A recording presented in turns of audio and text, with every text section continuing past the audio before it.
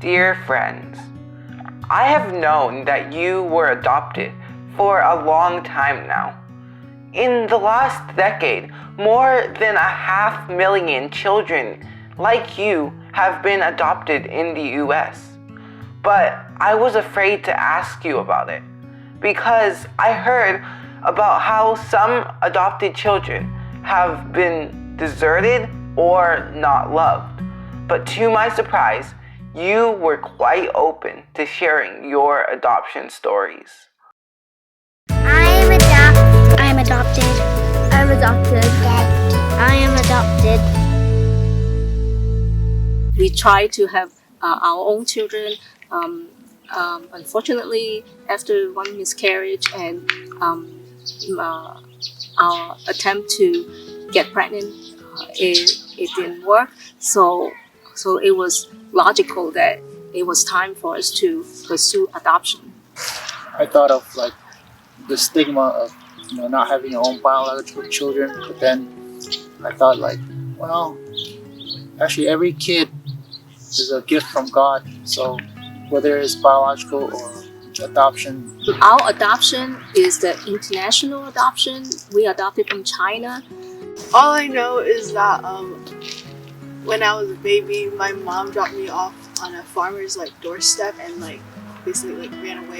And then the farmer took me to the adoption agency.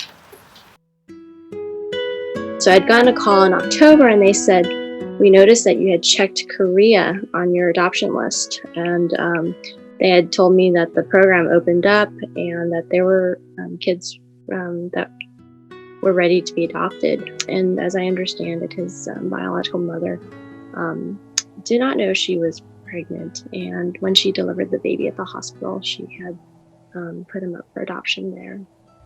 And then he was in the hospital for about 4 weeks before he went to foster care. There was this one time I was eating lunch with a classmate, and I told her mom that I was adopted, and she didn't really believe me until some of the people that knew that I was adopted told her that. After our second child, we decided to pursue an international adoption. We got our son from South Korea when he was an infant. He's now 15.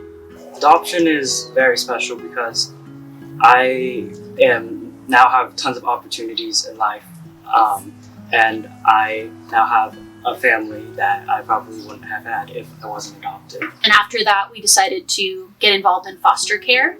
So we have a daughter that we lived in Chico at the time that we adopted through Butte County Foster Care in California. And then recently we were trying to just do foster care, not adoption. And so we got a baby through Sacramento County, and she ended up staying with us and was adopted by us. It's nice to know that you have people who care about you and they'll be there for you. I love my parents. For fathers, I know there's always a lot of fear about that, or am I going to love the child and this and that. And I think that just from what I've learned in our story with 3 adopted and 2 biological is there's no difference. They're all your kids.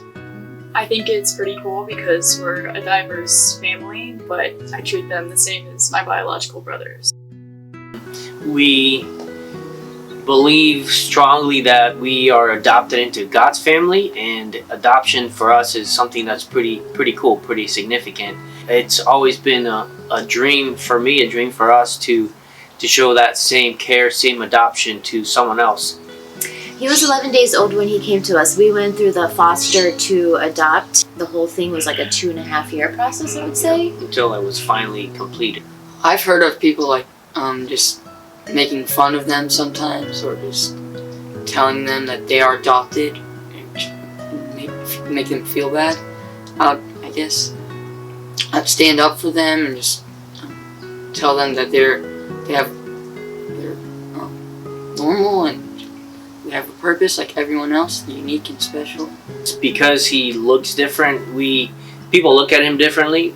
So they see, for example, I'm walking with him. We always take walks pretty much every day, and our neighbors are like, oh, they look at us and kind of stare a little bit longer than if he had looked exactly like. I went to some adoption agencies and facilitators to ask about what the adoption process is like for birth parents. A woman is thinking about making an adoption plan for her child. She's usually trying to consider, can she parent the child? Does she know someone who can parent the child? And what's the status of the birth father? It's typically in a time of crisis. It could be she is unemployed. She could be in an addiction situation where she's using drugs or alcohol. She could be homeless, or she could be very young and just feel like she doesn't have the capacity to parent. There's a lot of misconceptions that women are giving away their children, when in fact what they're really trying to do is provide the best life for that child. And if she feels she can't do that, she wants someone to have her child have that opportunity. I've never worked with a birth parent that I could say did it because they didn't love their child or deserted them. His biological mom made a very, very tough choice. Whatever her reasons were, she chose to put Christian up for adoption. And for him and myself and our families, that was the best thing. In her tough time, she made a decision, but it turned out that decision brought Christian to us. We are totally going to be honest and open. It's not that your mom didn't want you. She was just struggling and she was having a tough time, and she loved you very much. Your mom wanted you to be in a family that was able to provide and to love you and to take good care of you. And that's what we wanted to do for you. I also found that there is a lot of support for the birth parents. But we as social workers also can provide, as much support as they want or as little as they want. So I can be there in the hospital room holding her hand while she's giving birth if she wants me to be. But if she doesn't want me involved in her adoption plan at all, she just wants to sign paperwork and be done with things, we respect that as well. As part of their adoption plan, we talk about what kind of contact they would like to have with their child and the adoptive parents after adoption. So we do a legally binding contract here called a post-adoption contact agreement, and it will really specify if there's letters, if there's pictures, if there's visits, when and where, how frequently, it's really spelled out as to what the contact looks like. Our daughter has a relationship with her biological sister, who is 24 years old, and her sister sought her out, reached out to CPS, who reached out to us via email. And so that's been a relationship that's been very valuable and meaningful to our daughter, and it's allowed her to have information about her biological family.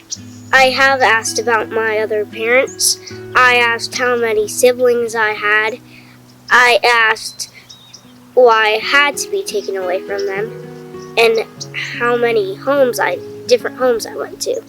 I have biological children and I have adopted children, and at the end of the day, they're just our children.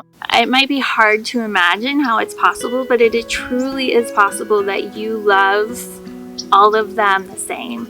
It's just, that love just grows. I would like you to support other people who are adopted by being nice to them. It's just really neat to see them grow into this little person. Hopefully they'll grow up and be productive members of society, and we're giving them the chance that they didn't have. You have shown me through sharing your stories that adoption can turn a person's uncertain situation to raise a child to become a child's hopeful journey in a loving family. Thank you for sharing your love in adoption.